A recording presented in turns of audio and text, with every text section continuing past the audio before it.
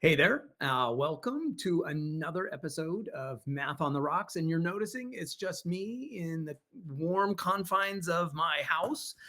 No Cole, no Scott. And that's because my role on this introduction, this episode, is to really just introduce a replay of the webinar that we had with Dr. Kyndall Brown recently.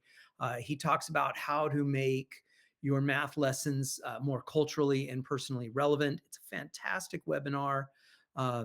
Just Dr. Brown just always knocks our socks off whenever I hear him. He's just always amazing. I just want you to also remember to hit the follow button or the subscribe button so that you are notified anytime we upload a new episode, because Cole and I are going to be crazy busy at the upcoming CMC South conference down in Palm Springs this coming November.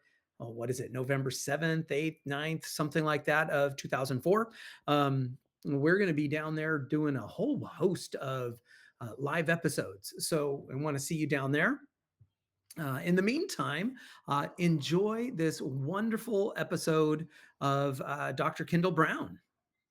All right, can you all see my screen? Very good, very good. All right, good afternoon, good evening, everyone.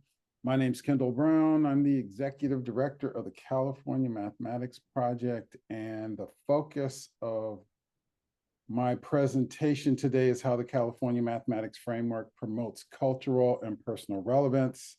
I really want to thank Cole and the California Mathematics Council for inviting me to speak.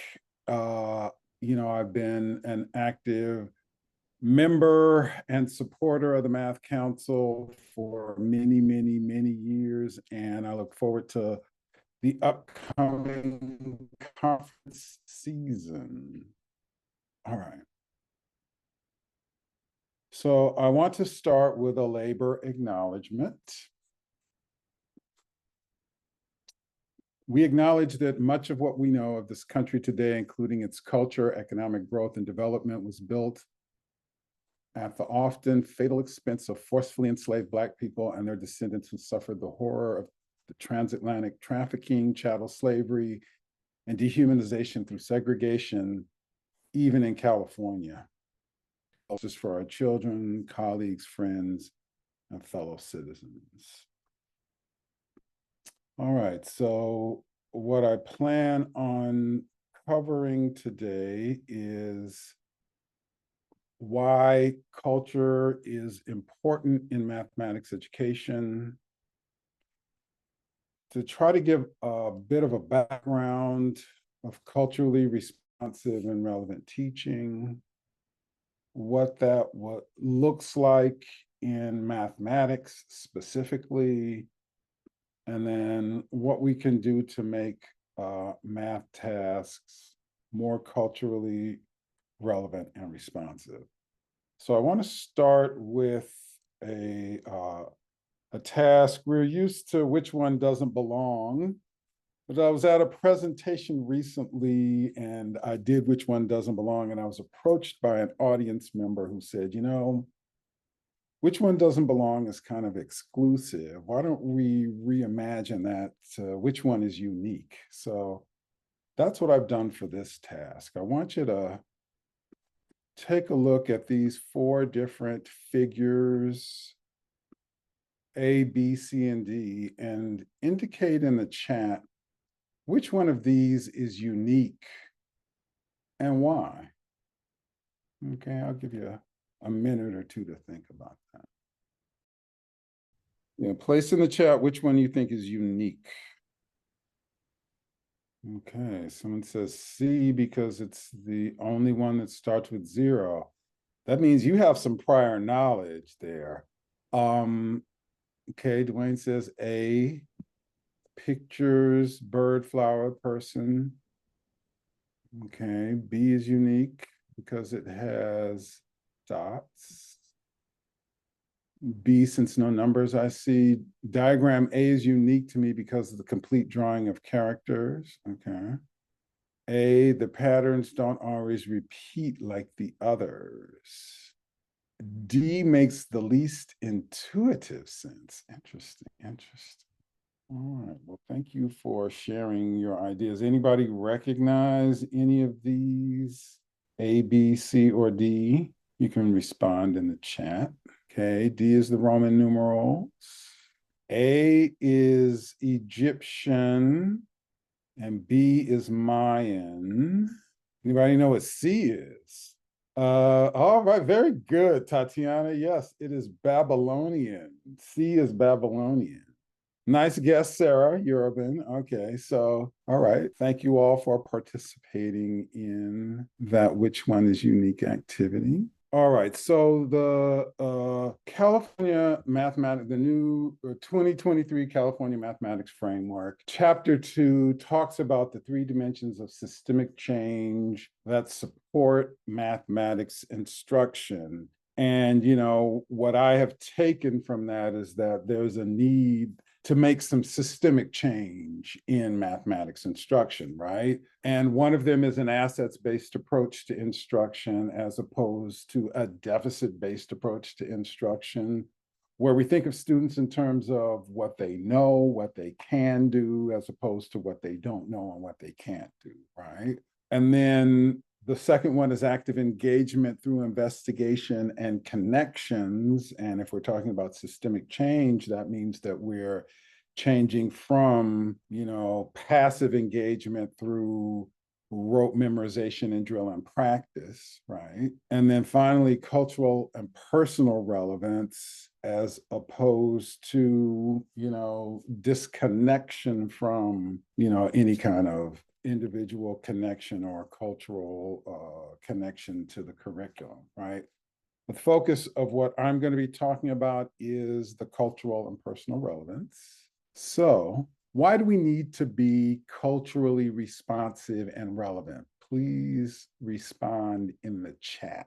Okay, to relate to the students in our classroom. Right, students need to see themselves in math and as mathematicians, right? Not to offend, all right, so students can see themselves. Everyone deserves equality. Education, everyone can bring their own knowledge and experiences to the table, right? Right, to show the math doesn't belong to a particular group. All those are very important ideas, right? So, in accordance with a lot of what you said, right, learning anything, including math, is a social endeavor, and that culture impacts what we value and what we perceive as worthy of our attention. And, we also have an incredible amount of data that shows that our current math instructional practices are missing the mark, especially for the most marginalized students, right?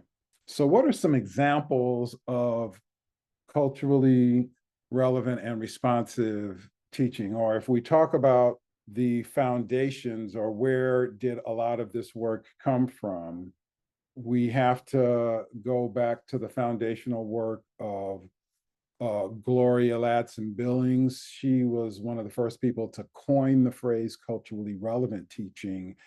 And a lot of it was first revealed in the book Dream Keepers, Successful Teachers of African American Students and of African American Children. And what she did was, in the community that she was living in, she went to the Black community and asked, which teachers are successful in teaching Black students? And she got the names of a number of teachers, and she went and sat in the classrooms and observed what their instructional practices were, and was able to come up with these kind of patterns of behavior that she came to label as culturally relevant teaching. And among them, this whole idea of academic success, and emphasis on helping all students achieve academic success while respecting and incorporating their cultural backgrounds.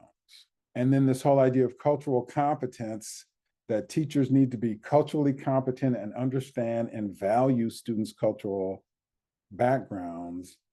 And then this whole idea of critical consciousness, where you're encouraging students to develop a critical consciousness about the social inequities and their own roles in addressing those issues, right? That's what she saw those culturally relevant teachers, those teachers who were successful with African-American students.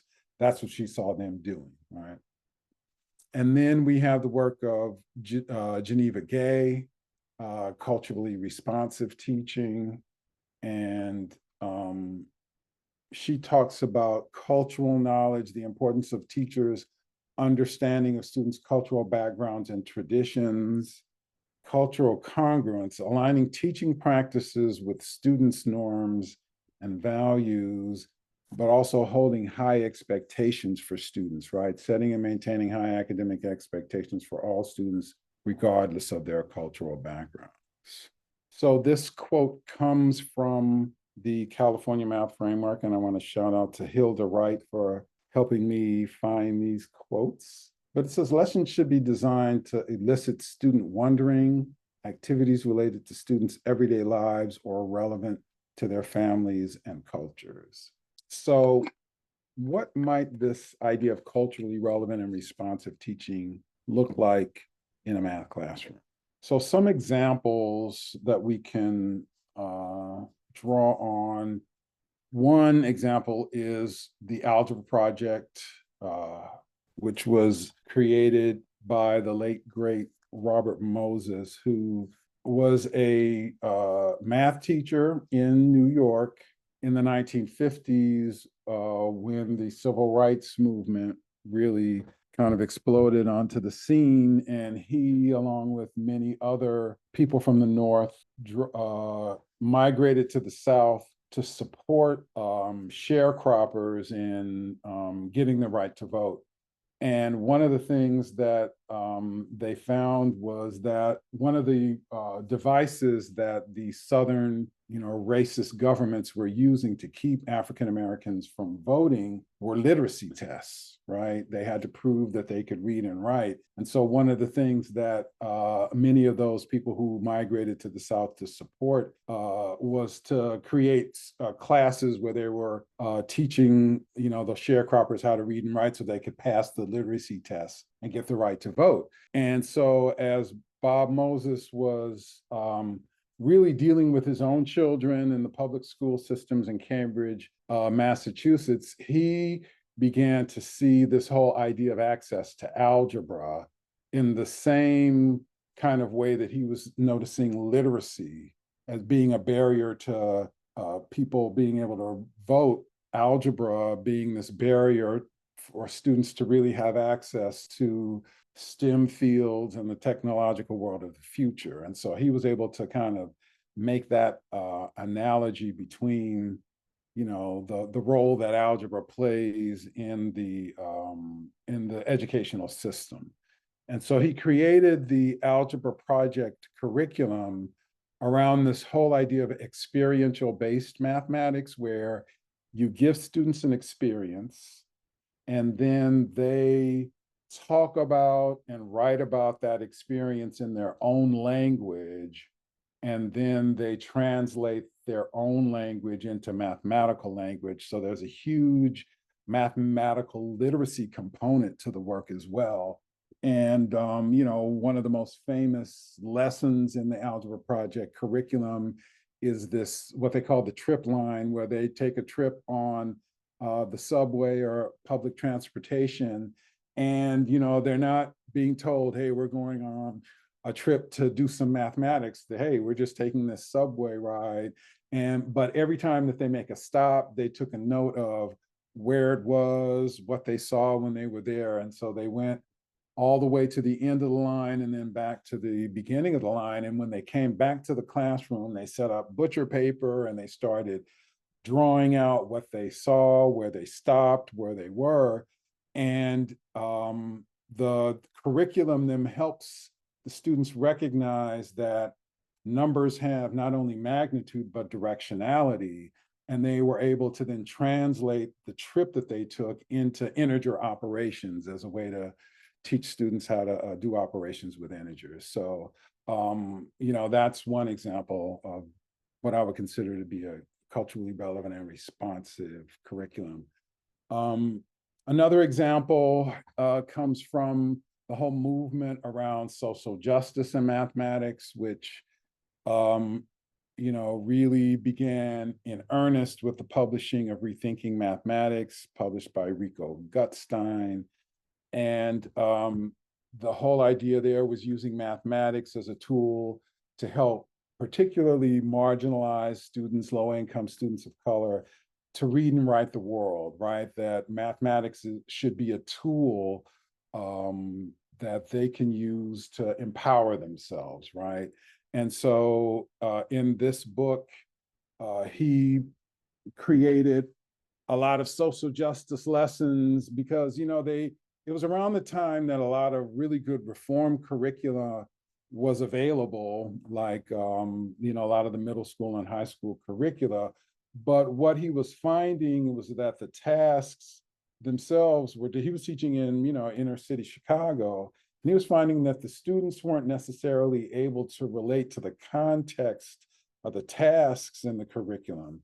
And so he started playing around with changing the context of the task to more social justice oriented tasks. He comes out of a, labor organizing background, and that kind of got that whole social justice movement going, right? So that's another example. And then the third example that I'll share is this whole idea around ethnomathematics. And that is studying the relationship between mathematics and culture, right? Which was kind of the intent of that opening activity. And using cultural reference to teach mathematics, right? So perhaps using the Mayan number system to help students make sense of place value in our number system, right? So those are just some examples of how culturally relevant and responsive teaching have kind of filtered their way into mathematics education.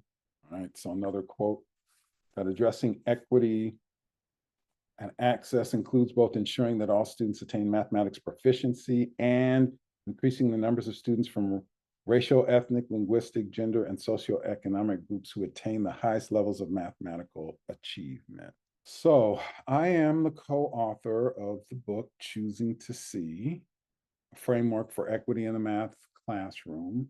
And at the heart of our book is the ICU Care Equity Framework that was developed by my co-author, Dr. Pam Seda, as part of her doctoral dissertation. There are 7 principles to the ICU Care Framework. Include others as experts, be critically conscious, understand your students well, use culturally relevant curricula, assess, activate, and build on prior knowledge, release control, and expect more. And taken together, if teachers engage in all of these practices, they will make their instruction a lot more equitable for all of the students that they are teaching. But today, for the purposes of today's presentation, we're going to focus on just one of the principles, use culturally relevant curricula. And what this principle says is that we need to use instructional materials in ways that help students see themselves as doers of mathematics and help them overcome the negative stereotypes and messages regarding who is and isn't mathematically smart. So culturally relevant teachers help students expand visions of themselves as doers and creators of mathematics. They ask themselves questions like, are my students able to engage in mathematical activities that reflect their interests, personalities, and cultural identities? Do I have images of diverse mathematicians on the wall of my classroom? And do the instructional materials reflect the cultures of the students in my classroom? So what I want to talk about, one of the things that we talk about in the book is how teachers can take a task and make it more culturally relevant for the students that they're teaching. And so what I want to talk about is going through an example of, how that can be done. But I want to start with this continuum of culturally relevant tasks And so level one is a good cognitively demanding task. And that's the baseline, right? And I'll talk about what I mean by that. And a level two is replacing names with names that are meaningful to your students. And, a lot of people might find that to be kind of a superficial kind of change, but you'd be surprised how excited students get when they see their names or names that they recognize in the problems. And, sometimes asking teachers to make their math tasks more culturally relevant can seem like a really heavy lift. But something like a level two task, just replacing the names, is something that's really easy to do and, isn't, doesn't require any, you know, in doing anything that someone might consider controversial, right? And then a level three task is replacing the context of the task with one that's engaging to your students. And then a level four task is empowering students to be agents of change. So let's unpack this a little bit. So a stage one task, again, we're starting with a good cognitively demanding math task. And so we're talking about a task that requires students to figure out what to do. There's not some prescribed method or strategy for solving the problem. And it prioritizes thinking over mimicking, right? And it requires students to engage in the standards for mathematical practice, right? So that's a stage one task. So, and I hope you have some paper and pencil ready because we're going to take a look at what it means to make a task more culturally relevant. So let's start with this task. Here's a stage one task. A bat and a ball cost $1.10 in total. The bat costs $1 more than the ball. How much does the ball cost? So take a minute and play around with that. So don't necessarily need the answer, but if somebody wants to share it, that's fine. But what makes this task cognitively demanding? If you could think about that and respond in the chat. Again, what makes this task cognitively demanding? Language to process. Interesting, Melissa. Missing amounts for the bat and ball, those are usually given. Okay. It gives the total cost, but then the bat is given in relation to the cost of the ball. And it doesn't state how much the bat and ball are separately. Okay. So it's a little bit more challenging than it kind of appears to be on the surface, right? Okay, so that's a stage one task. How would we make this a stage two task? So in this case, we want to, change the names to names that might be familiar to students, right? So here, the robotics club at Melrose High School is hosting a fundraiser and plans to sell a slice of pizza with a cup of water for $1.10. If a slice of pizza costs $1 more than the cup of water, how much should each item cost separately? So you've already done, so the math hasn't changed, right? But we just changed the names a little bit. So in what ways might this problem be more engaging to students than the previous stage one task? Food, okay. Okay, we can all relate to food, yes. Lunchtime. Okay, it might be the name of the school, right? A familiar place. It's a fundraiser. Everybody loves pizza. Okay, have a robotics club at their school. It's money related. Okay. All right, so that's a level two task. Now, a stage two. Let's take it to a stage three where we're changing the context of the task. All right, Rochelle, who owns her own hair salon, has developed a braid spray to help her customers keep their hairstyles longer. Rochelle charges $110 for cornrows along with her braid spray. If the cornrows cost $100 more than the braid spray, how much should Rochelle charge for each item separately? So, in what ways does this task challenge stereotypes? Okay, Rochelle's the owner of the hair salon, business owner, right? Creator, right? The cornrows and the braid spray. Okay, braiding hair as a job or a career. Mhm.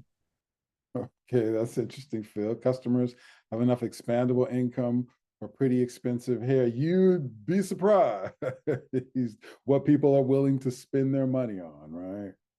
Combining math with a hair salon, desire for long hair, expensive, right? Okay. Now let's talk about a stage 4 task. Okay, and so stage 4 task is empowering students to be agents of change. So, how many Black-owned salons are in your neighborhood? What steps might members of your community take to increase the number of Black-owned salons in your neighborhood? And what are the steps for getting a patent? Why might that be beneficial? Right. So, how is this task assets based? And in what ways would students be able to engage in exploration and investigation? Okay, and Duane's saying stage 4 takes it to a whole new level. How so? Okay, it includes culture and community. Students are responsible for generating the numbers, learning what it takes to get a patent so they're more familiar with the process instead of trying to figure it out on their own. Right, there's data collection and research.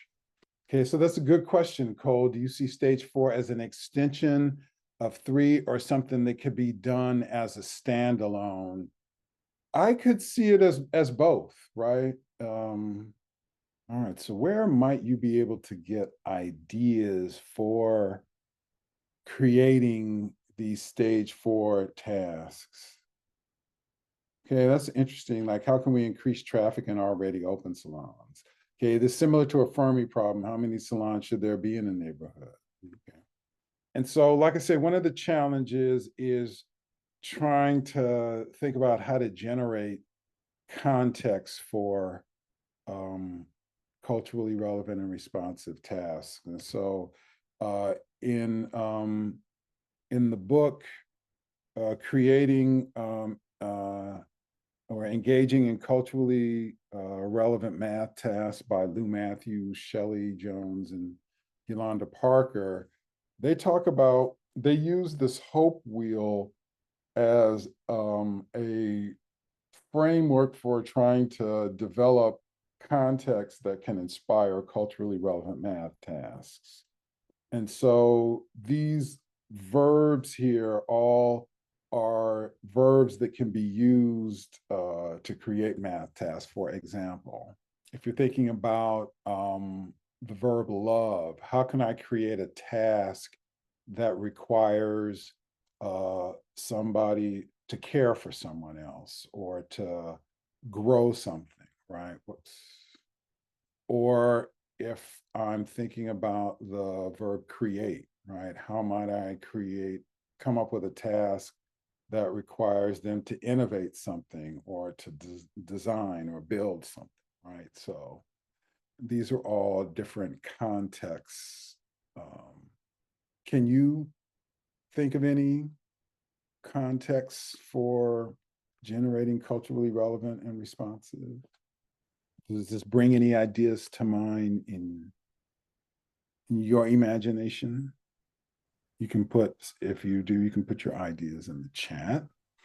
Honor and respect. Eva, that sounds interesting. Could you say more? Might predict exists somewhere in the table. And it's interesting, Duane, because you think about that as being one of the drivers of investigation, right? Predicting what can happen. Now, the question is,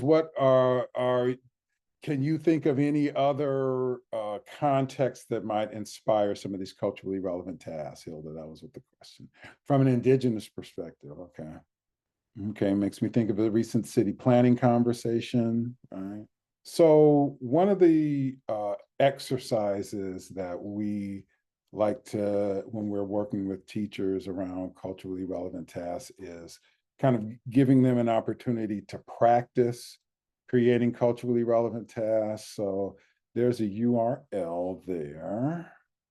That's the long version of the URL, not the one that's on there.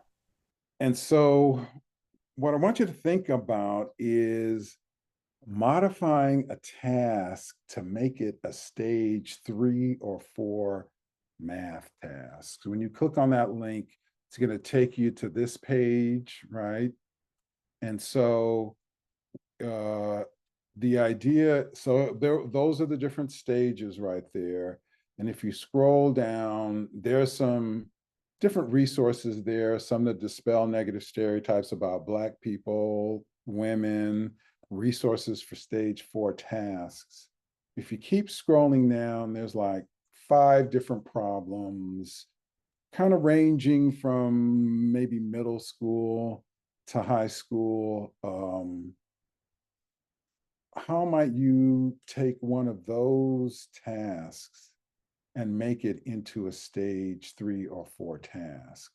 And so if you click on one of these group modified problems, it's going to take you here where you would write what the original task is, what the answer is, and how would you modify it, and what would the work look like. And then it also asks questions like, how does a modified task support dispositions of well-prepared students, aspects of math instruction to foster student understanding and success, asset-based approaches to instruction, cultural personal relevance. For whom is the task a mirror? For whom is it a window, right? And how does it actively engage students in investigation and exploration, right? I don't know if you want to take a minute or two to kind of play around with that and see if you can modify one of those tasks, or just come up with some ideas to do it. And again, stage 2 is pretty easy. So we're saying stage 3 or 4, right? So did you want us to pick up a group in the chat? You can just play, since we're not going to be going into breakout rooms or anything like that, you can just kind of play around on your own, with some ideas. Like I said, I just want to give you a minute or two to kind of play around with the idea. Anybody have any ideas from any of the tasks? If you have another task that, maybe is more related to something, if you're teaching right now or working with teachers at a particular grade level, maybe there's another task. But, thoughts about that whole process, trying to make a task more culturally relevant and responsive. Okay, Duane says, I'm finding that modifying one of these problems to create culturally relevant math tests is challenging. It takes practice. Yeah, that's why we kind of do the baby steps, right? Start with just change it, because changing names is real easy, right? So kind of start there and then, take it to the next step.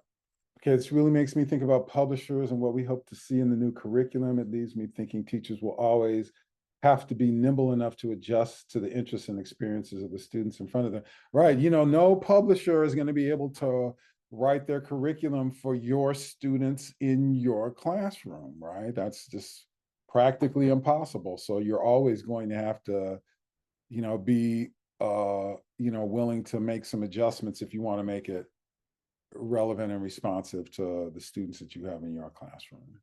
Other thoughts? Anybody try to alter or change one of those tasks? Want to share what they might have done? Yeah, absolutely. I would agree. And these might not even be the best tasks to try to do that with, right? But you have to deal with the curriculum that you have oftentimes. Well, something to think about as you're thinking about, altering these tasks. How might some of the ideas shared help us to change the experiences and outcomes for Black and Brown and other underserved students in our system. Sarah, you said, I'm thinking it would increase their sense of belonging in math. What is it, the it you're referring to? Feel more included in the math curriculum. Think again of relating the problem to their experiences. Find themselves in math. Revising our curriculum to be more related to their experiences. Stages 1 to 4 are opportunities for students to see themselves in the math. This will allow them to see themselves as mathematicians. Right. Mathematics, definitely feel mathematics can be something that everyone owns, not something created by and for others, which is the way a lot of people feel about math right now. Also, right, engaging opportunities to use the math practices. Absolutely. All right, so that pretty much brings me to the end of my presentation. I'd like to open it up to any questions that you might have, questions, comments, thoughts that you might have about anything that I've shared. While we wait for questions in the chat, Kyndall, can you tell me what is behind you on the wall in that photo? That is a mask that comes from, I believe it is from Ghana, that my wife picked up on one of her many trips to Ghana. Yeah, it's a beautiful mask. Thank you. Thank you. Yeah, what do you notice and what do you wonder, right? We could do Right, like it just all the patterns, and I have one from Mexico, Mexico City in mind, but it was definitely different patterns and things going on there. So I was curious. And so I see that you have a question in the chat too. How might students write the stage 4 of the task? That is an interesting question. And I mean, when you think about, the mathematical modeling process or even the statistical reasoning process, it's about asking some kind of question about something and then either collecting data and analyzing the data or trying to, come up with some strategy to answer your question, right? So that might be a way for students to be able to write their own stage 4 of the task if they're asking questions about things that are of interest to them, right? And I'm assuming there's nowhere that it says it's not not allowed that different groups are working on different stage 4 problems based on their interest. Right. Yeah, I guess you do need to keep it tied to the content that you're, teaching, but yeah, that definitely opens it up. Right. So, Kyndall, a question for me is, when you gave us the task to try and change the context for any of these 5 math questions, Mm-hmm. I found myself coming up with really superficially altered contexts that felt really flimsy and thin. And so I censored myself because I wanted it to be more authentic. So my question to you is, for a teacher who's in a similar situation, do they go with changing the context even though they kind of feel it's a little flimsy and a little artificial? Or should they hold off on making that change until they're certain they have a more authentic stage 3 context? Like, does it do damage if I try and change the context, but I'm kind of flimsy about it? Or is it okay for me to change the context, even though I know all I did was change the cone with a radius to something to we've got a fair and we're making ice cream cone things, Mhm. and it's kind of a flimsy context. Where do I have to be? Yeah, it's interesting because Gloria BB put a remark in the chat. Make sure there's cultural understanding of who your students are. And, one of the principles in the ICU care framework is understand your students well. And so you're hoping, if you're creating this equitable, culturally responsive classroom, that from the very beginning, you've taken the time to get to know your students. We recommend, surveys, journals, empathy interviews, all these kinds of things to get to know your students, so you'll know what would be an authentic context for your students because you've taken the time to know more about them and know who they are. Does that make sense? Yeah, absolutely. Right, because you can't, otherwise you're just making, you're going off of assumptions and stereotypes, right? So Right. Which could cause damage. yes, yes. And in fact, there are examples that abound of people, well-meaning teachers just making some, like using drug context for a task, trying to make it more culturally relevant. And it's like, I understand what you're trying to do, but that just is not, appropriate, right? So Duane, or can part of the class have students generate the context even if they don't know the answer yet? Interesting.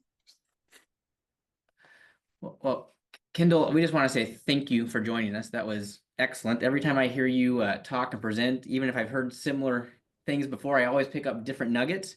Agreed. And so I truly appreciate you, especially I'm going to email you later to ask to borrow and maybe steal especially your labor acknowledgement you delivered at the beginning. I've never seen that done before. And that really helped set my focus a little bit differently this time as we were going through today. So I really appreciate you bringing that to us today. That was outside of the math, and I really appreciated that piece. You're welcome. And so with that, just kind of in closing, just want to say a big thank you to Kyndall. For those of you who are following us all over on the different things we're doing, just want to remind you about the Math on the Rocks podcast. You can find us on Spotify, YouTube, and Apple Music. Duane, is that right? You will also be able to find this recording on there as well next week once Duane gets it loaded. If you're going to be at CMC South this year, Duane and I are taking Math on the Rocks on the road. So we'll be doing a live podcast of Math on the Rocks out of the Oasis room down at CMC South. So we hope to see you there. And just a big thank you. And we hope to see you next month, the third Thursday in November. I believe it's the 21st of November at 4 o'clock. And with that, you all have a wonderful rest of your day. Thank you so much.